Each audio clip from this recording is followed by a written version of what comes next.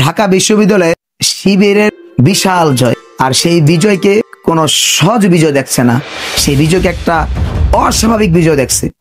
সারা বাংলাদেশের মানুষ খুশি খুশি, কিন্তু আশ্চর্য, কেন তারা খুশি? তারা বা কারা?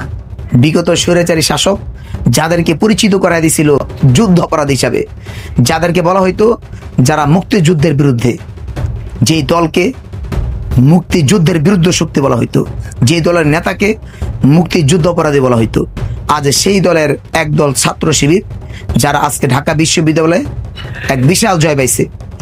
আজ তাদের জয়ে সারা বাংলাদেশের মানুষ খুশি। এখন কথা হলো, এই জয়টা কোনো সহজ জয় ছিল?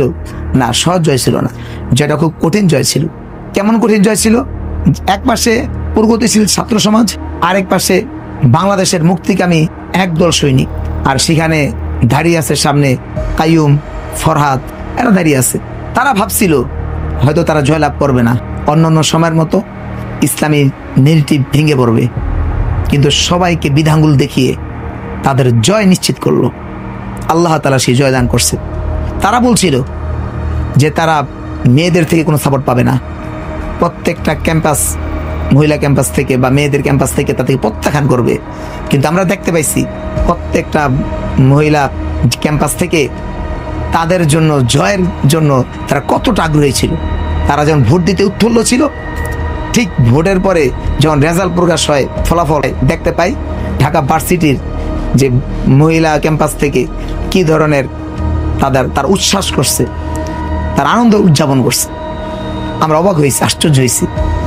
যেই সমাজ পুরো ইসলামের বিরুদ্ধে চলে যাওয়ার কথা, কারণ গত স্বৈরাচারী শাসক ইসলামের বিরুদ্ধে যত ধরনের কাজ করে সব করছে। ইসলামকে মানুষের সামনে ভুল ব্যাখ্যা দেওয়ার জন্য জঙ্গি কায়দায় নাটক সাজানো হয়েছিল, হুজুরদেরকে কালারিং করা হয়েছিল, মাদ্রাসাগুলোকে ব্যবসাখানা বানানো হয়েছিল। তো এগুলো নাটক করে গত স্বৈরাচারী শাসক জনগণকে দেখানোর চেষ্টা করছিল।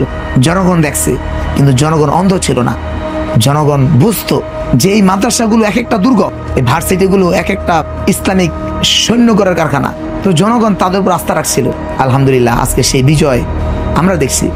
আশা করি এই বিজয়ের ধারাবাহিকতা ঠিক থাকবে এবং সামনে যে জাতীয় নির্বাচন, সে জাতীয় নির্বাচনে বাংলাদেশ ইসলামিক দলগুলো জয়লাভ করবে।